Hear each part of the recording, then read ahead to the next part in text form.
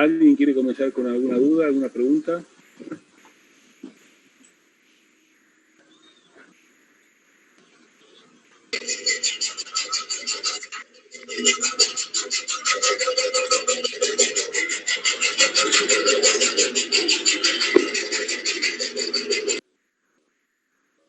Ahí no se escucha nada.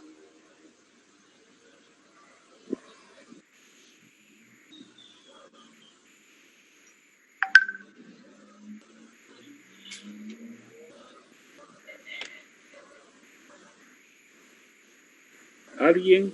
Si no, bueno, si no terminamos y listo. Bárbaro. Están todos. Si no hay dudas. Hola, Doc. Yo tengo una consulta con respecto a pancreatitis aguda. Sí. Sí, con respecto a lo que es el diagnóstico y la utilidad de la ecografía en el diagnóstico. Mira, la ecografía a veces te puede dar signos.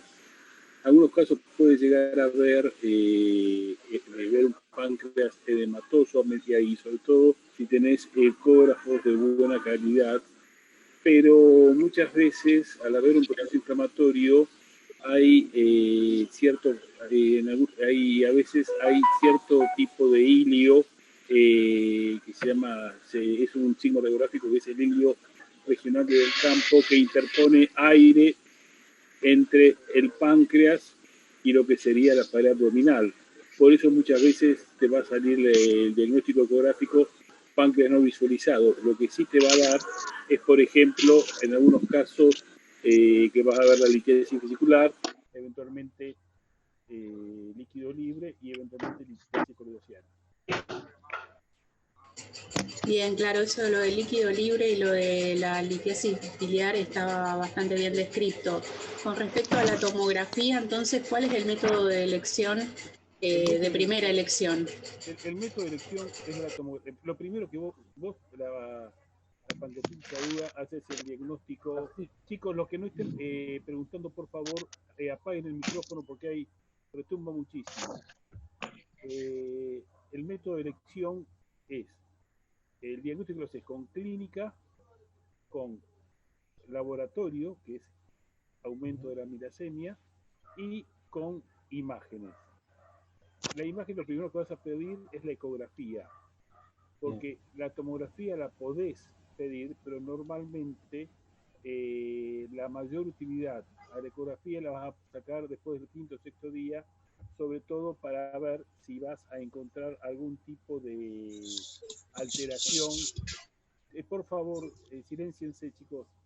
Si vas a ver algún tipo de alteración en la perfusión y si están haciendo algún tipo de colecciones.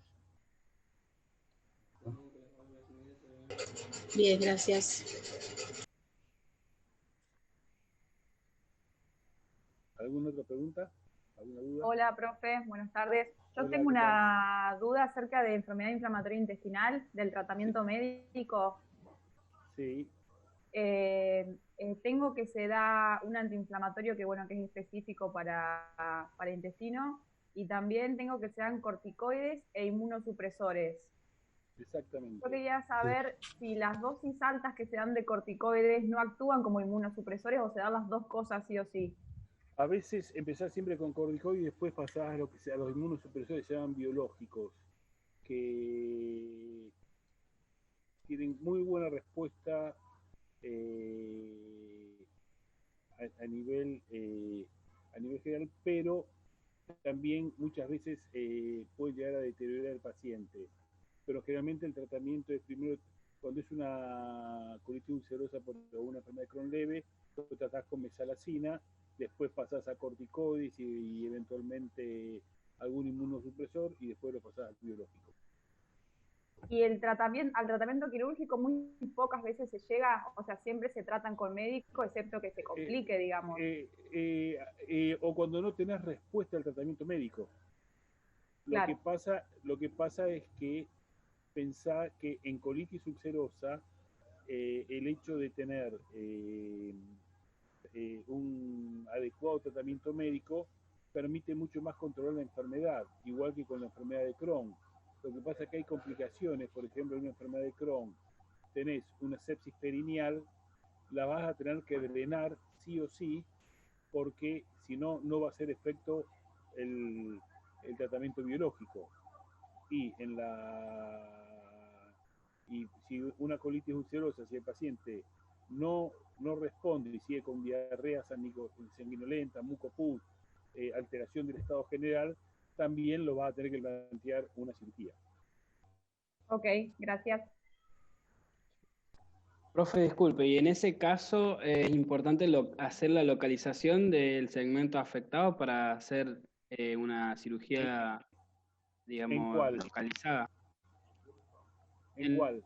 ¿En la cromo o colitis ulcerosa? colitis Nunca, ulcerosa, porque nunca. ¿Cuál es el verdadero nombre de la colitis ulcerosa? Rectocolitis. Rectocolitis ulcerosa. Bien. Por lo tanto, va desde distal a proximal. Y generalmente los pacientes que llegás a operarlo son pacientes en los cuales tenés una pancolitis. Por eso lo que se plantea es hacer una proctocolectomía total con una bolsa ileal, con un reservorio, para intentar mantener el aparato esfinteriano anal.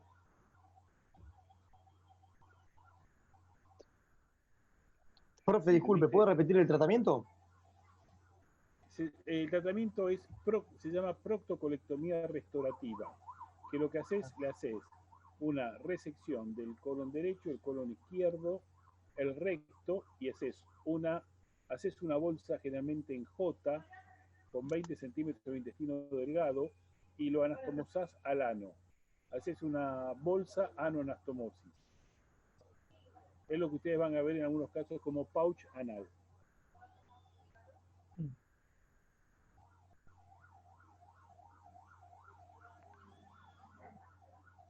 ¿Alguna otra duda?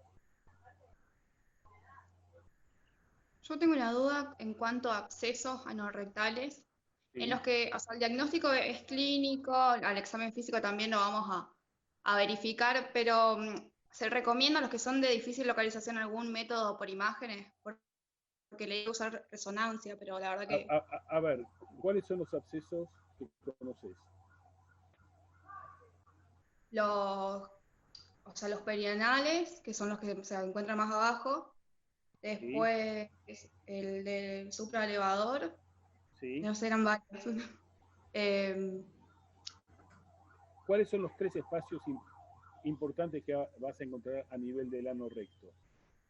El perianal, la fosa isquiorrectal y el espacio pelvirectal o supraelevador. sí. Mientras más superficial estés, es donde vos vas a tener más fácil diagnóstico. ¿Por qué razón?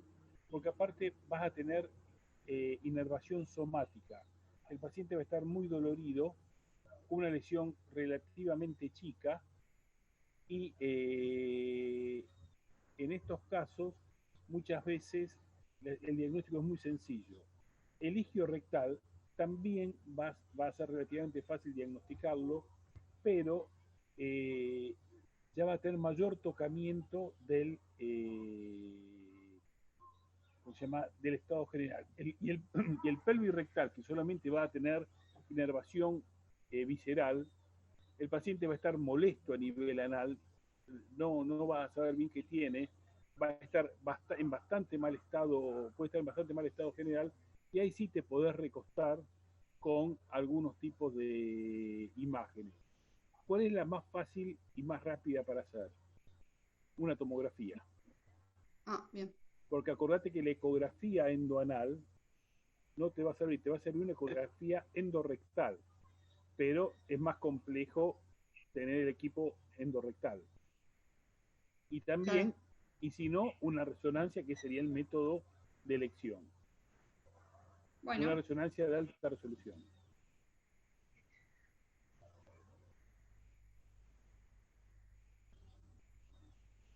y en caso de que no haya complicación, no haya fístula, uno lo drene, ¿se da tratamiento antibiótico Eh, posterior al drenaje? Mira, Eh, depende. En general, hay autores que dicen que no tiene mucho sentido sobre todo en los perianales, no el líquido rectal o el pelvis rectal, que no tiene mucho sentido el tratamiento antibiótico.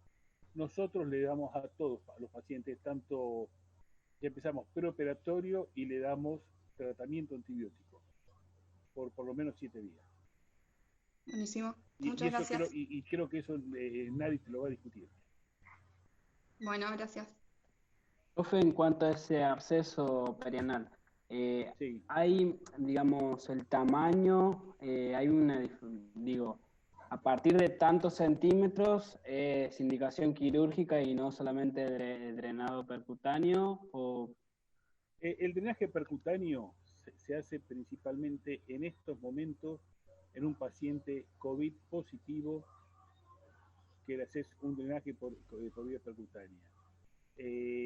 Para mí, el pus siempre debe ser evacuado, no para mí, para el mundo quirúrgico, el pus debe ser evacuado, no debe tratarse con antibióticos, no tiene ningún tipo de sentido, porque piensen que la mayoría de las infecciones graves del periné, la mayoría de las causas son iatrogénicas.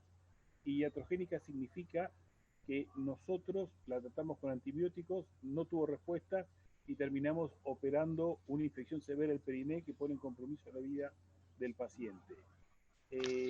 Por lo tanto, lo ideal, aparte, si alguna vez intentaste drenar un paciente en consultorio con un absceso perianal sin anestesia, porque ni siquiera le puedo hacer anestesia local porque no va a tener ningún efecto en la anestesia local, corcoveando, se te va a llenar de pus todo, te va a llenar de pus vos. Llévalo a quirófano con una asepsia adecuada, vos cambiado, anestesiado, vas a trabajar muchísimo mejor. Y lo vas a entonces, poder... o sea, porque el tacto rectal lo tengo yo que dice que se registra una masa Sí. dolorosa. O sea, es imposible un tacto rectal en un paciente con No, depende. absceso perianal. En un paciente con un absceso alto, sí, lo puede hacer tranquilamente. A ver. Acordate que tenés una inervación visceral. ¿Sabés cuál es la diferencia entre inervación somática y inervación visceral, no? Sí, las vías, digamos, de aferentes del dolor. O sea, uno tiene digamos, un dolor más inespecífico y el otro es un dolor más localizado y de fibras más rápidas, digamos. Nunca cuando hace Perfecto. calor, pienso que Perfecto. sí, me da igual. Bueno. Charles, ¿alguna duda? Hola, profe, yo tengo una duda con No, pues. diverticulitis. Sí. ¿Puede ser que se prefiera usar morfina antes que AINES por el riesgo de la perforación? Porque leí eso y me pareció raro. ¿En qué caso vos decís? En una diverticulitis. En una diverticulitis, vos al paciente ya muy posiblemente ya tenga al menos una microperforación. ¿Entendés? Porque tanto sea el estadio 1 que a lo mejor no lo te hincha y que no lo terminás de ver normalmente, pero en el estadio 2, estadio 3 y estadio 4 ni hablar, sí o sí vas a tener ya vas a tener hecha la perforación, o sea que ahí no tiene mucho sentido usar o no AINES o usar derivados morfínicos. Nosotros de entrada siempre usamos AINES y como si está muy dolorido el paciente vas a usar derivado morfínico. Lo que pasa es que si tenés un estadio 1, normalmente con una o dos dosis de antibióticos, el paciente va a mejorar francamente y no te va a hacer falta darle ningún tipo de analgésicos. Aparte constipa, ¿no? La morfina. Exactamente. Ah, listo, genial. Y una otra duda con diverticulitis. ¿La TAC es útil para diferenciar si hay cáncer de colon o divertículo siempre o...? Sí, es útil, pero acordate que en muchos pacientes vos le vas a poder pedir un ataque, a lo mejor con contraste endovenoso, pero no lo vas a poder insuflar, porque lógicamente si lo tenés una perforación y está bloqueado, lo vas a lo vas a desbloquear y de tener un episodio, por decir así, temprano, lo vas a convertir en un episodio avanzado. Por eso lo que vas a tener que pedir es una TAC con contraste endovenoso, no con contraste oral, para el diagnóstico de enfermedad diverticular. Y generalmente, sí, porque aparte ves más parte inflamatoria y para que tener un tumor, un cáncer de colon que te dé la sintomatología, va a tener un engrosamiento irregular de la pared bastante grande. Ah, claro, gracias. Pero ojo, una de las indicaciones quirúrgicas en cirugía programada de enfermedad diverticular sigue siendo que cada vez es menos el problema en diferenciación entre una estenosis diverticular y una estenosis orgánica por un cáncer de colon. Genial. Bueno, ¿alguna otra duda? Profesor, buenas tardes. Yo tengo Buenas una tardes. consulta con fístulas, tratamiento. Sí. ¿Cuándo se elige hacer una fistulotomía y cuándo se elige hacer una fistulectomía? Y si hay otro tratamiento. Mira, así groseramente debe haber unos 20, 30 tratamientos. Si hay 20, 30 tratamientos para tratar una fístula perianal, es que no hay ninguno que sea óptimo. Yo lo más fácil es diferenciarlas en dos partes, entre fístulas simples y fístulas complejas. Las fístulas simples, ¿cuáles son? Las que en hombres, trayectos cortos, con un solo orificio, que tienen por lo menos de un tercio de el esfínter externo comprometido, y a esa generalmente se le hace una fistulotomía y andan fantástico sin producir ningún tipo de incontinencia. Cuando ya tenés una fístula que sea una transesfinteriana alta, una supraelevadora, ahí ya si haces una fistulotomía va a estar puede estar muy comprometida la continencia, que es lo que por eso muchas veces se intenta hacer diferentes tratamientos. Ya fistulectomía se hace muy poco, se hacen otros tratamientos que son ligadura del trayecto, se hacen se tapa el orificio interno con un colgajo pediculado, a veces se utiliza un tipo de láser especial, el FILAC, a veces se está viendo si se puede utilizar células madres que tienen un resultado aceptable en enfermedad de Crohn, que son fístulas complejas, y otros tratamientos que exceden a los que ustedes tienen que saber.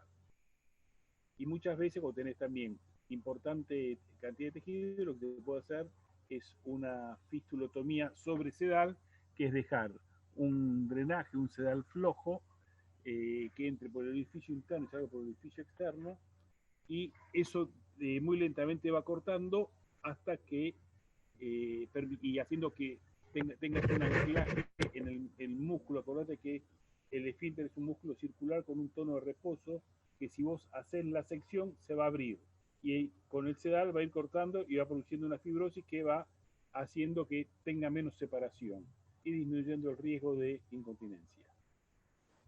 Perfecto, ese era el que no entendía. Muchas gracias. Profe, disculpe, ¿y ese tratamiento se acompaña con antibiótico-terapia? No, le haces profilaxia antibiótica y nada más.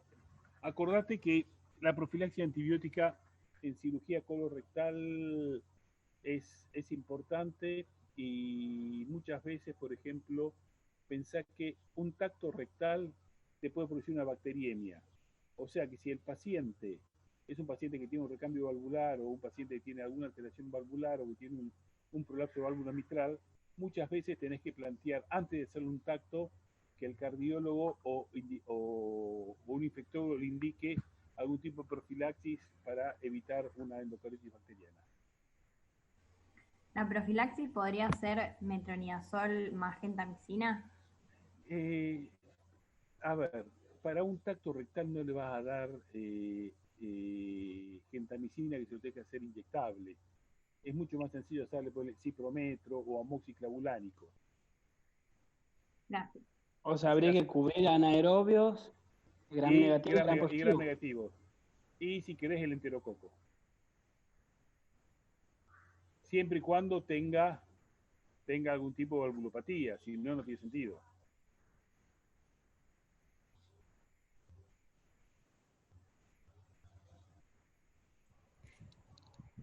Profe, yo tengo una duda con quemaduras.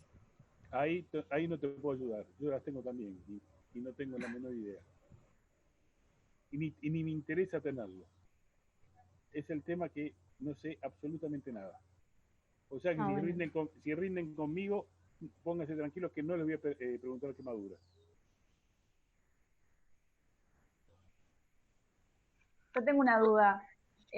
Con respecto a cáncer de recto, para estadificarlo, ¿se pide resonancia en vez de TAC? No, le pedís una tomografía para tóraco abdominopelviana, que eso lo utilizás principalmente para ver si hay adenopatía, si tenés metástasis pulmonares, metástasis hepática, adenopatías retroperitoneales, y lo que le pedís la resonancia, porque es una resonancia de alta resolución con protocolo de recto, es para ver bien qué invasión tenés a nivel local, para ver muchas veces qué tipo de cirugía tenés que plantear. Ah, ok, gracias.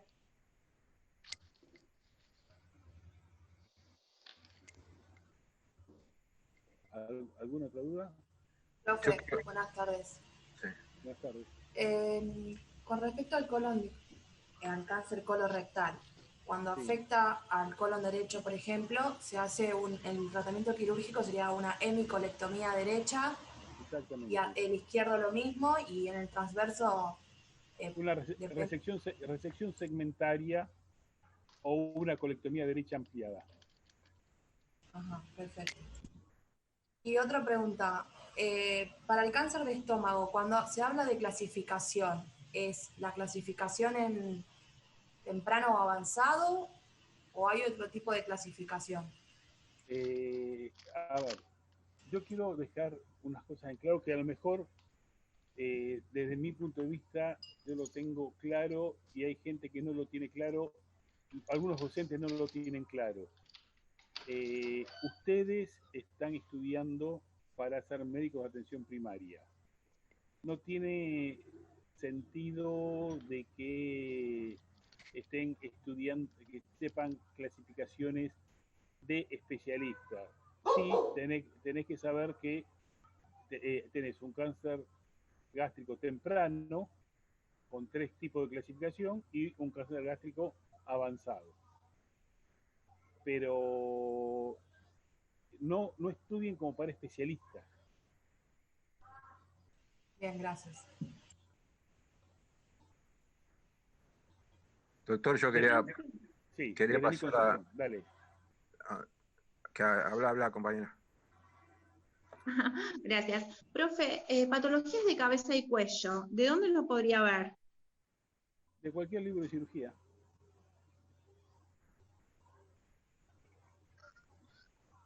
Profe, y ahí en lo que es patología de cabeza y cuello, ¿debería hablar de tiroides, paratiroides, tumor laringio, salivales? Masa lateral de cuello, cáncer de boca, cáncer. De todo un poco. Doc, yo quería pasar a tórax, una pregunta. Sí. Hago el diagnóstico de derrame pleural, placa, en fin, todo bien. Ahora, yo tengo que saber en el examen cómo es la técnica para colocar el catéter de avenamiento al brocal del derrame del neumotórax. Y en ese caso, usted me lo podría... Espera, estás mezclando huevo con piedra. Estoy hablando de neumotórax. No, pero sí, no es derrame pleural. No, me equivoqué. Quise hablar de neumotórax. De neumotórax sí tenés que saber y que lo tenés que colocar bajo agua. ¿Por qué razón lo tenés que colocar bajo agua? Porque burbujea, o sea, cuando el aire sale, que sale al agua y del agua sale al exterior. Explícame la fisiopatología del movimiento inspiratorio. Yo te voy a tomar examen así, si te toca rendir conmigo. Y no sé, no. Bueno, el neumotórax no es que es por un mecanismo valvular. Espera, Luciana.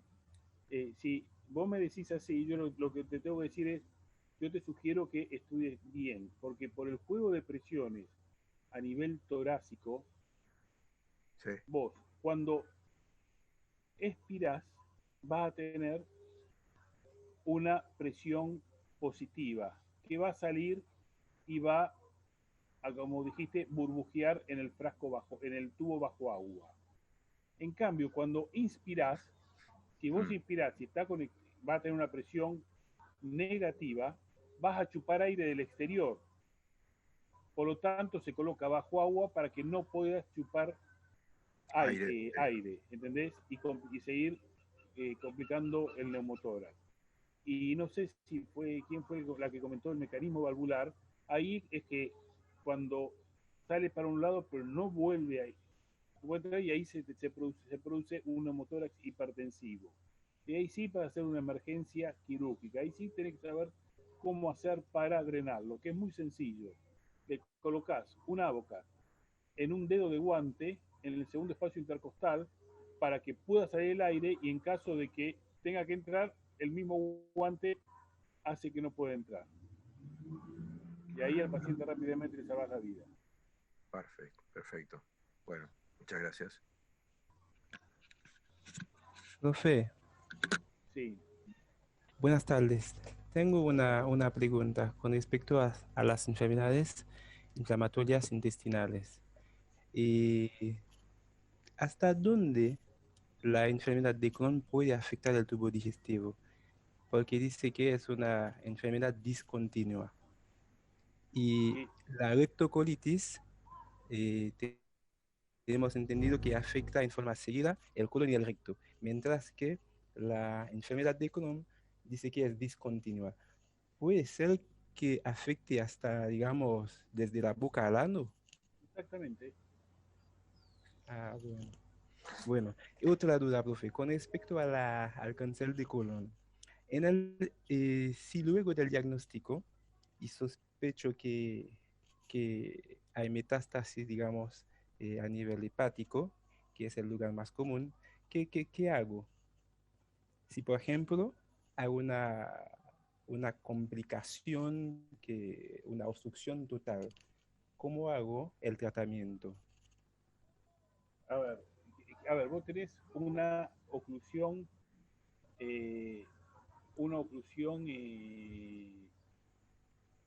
en el tubo. Tiene un cáncer de colon oclusivo con múltiples metástasis hepáticas. Sí. Y vos pensás, ¿qué vas a hacer? ¿Al paciente lo vas a dejar morir vomitando? Paliativo. Ahí tenés que plantear dos posibilidades. Una, le puedo hacer una colostomía, le podés colocar un stent colónico, si tenés posibilidad sería el tratamiento ideal, porque con muy poca morbilidad, si es un tumor no muy grande, y lo puedes hacer, le colocas un stent metálico autoexpansible que te va a permitir de alguna manera que para que el paciente pueda hacer sus necesidades. Que pueda defecar sin problema. Así que con eso vas a solucionar un problema serio, y después ahí vas a poder plantear en el comité de tumores qué conviene hacer con el paciente, si operarle el tumor primario o comenzar con tratamiento quimioterápico, por ejemplo, para ir tratando su metástasis. Porque acordate que cuando vos lo operás al paciente, vas a retrasar por lo menos un mes el comienzo del tratamiento oncológico. Ok. Y en el caso que tengo una duda, por ejemplo, si el imagen que veo, digamos, a nivel hepático. Y si tengo duda que no es metástasis, ¿qué hago? ¿Hago una biopsia tomográfica para poder sacarme la duda? Espera, ¿en la urgencia o en un paciente programado? Un paciente no complicado. No, un paciente que estamos estudiando y sospecho Perfecto. que es un... Hoy por hoy, con las imágenes va a tener una muy buena porcentaje de aseveración si es algo metastásico o no. Pero, por ejemplo, si vos tenés un paciente que tenés una masa hepática y no le encontrás un primario, y es una imagen sólida, lo podés usar tranquilamente para poder hacer el diagnóstico. Claro, profe. Gracias. Por favor. Profesor, una consulta. Sí. La operación de Hartmann es Sí. cuando la indicación sería una urgencia a un paciente que no puede hacer una cirugía, otro tipo de cirugía en este caso, y por eso le dejo la ostomía exteriorizada.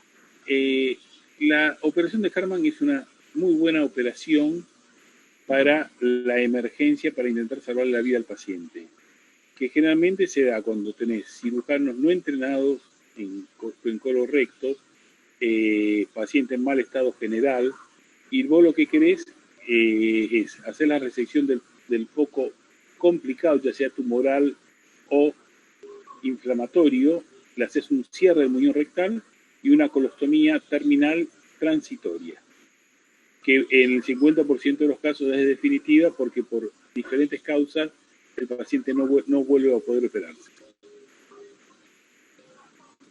Muchas gracias. Doctor, hicieron una pregunta en el chat. A ver.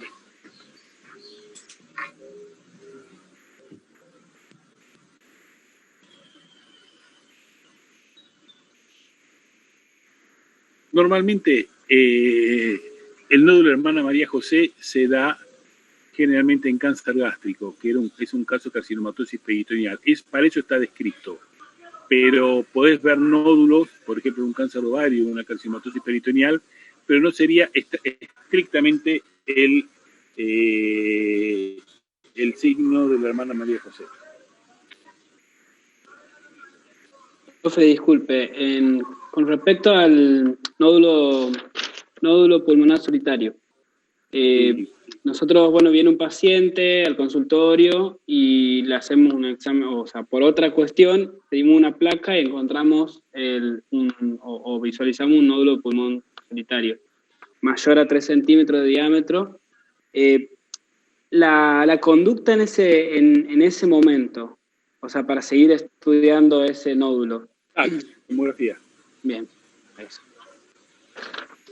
Y después se deriva o sea, tendríamos que derivarlo a un cirujano, digamos. O a un neumonólogo que va a decidir si puede hacer una broncofibro o si va a tener que hacer una punción percutánea. ¿Y el PET también? El PET también. Cada vez el PET, digamos, quizás no se usa tanto como debería, pero es un método muy bueno, pero ese sí es costoso y es relativamente escaso. No es como hoy un tomógrafo o un resonador que tenés en todos lados. En Rosario creo que hay 2 o 3 PET, ¿entendés? Y el PET lo utilizás sobre todo para, por ejemplo, vos tenés un linfoma que le hiciste 3 ciclos de quimioterapia, le haces un PET y ahí listo, bárbaro, se suspende el tratamiento. O para melanoma.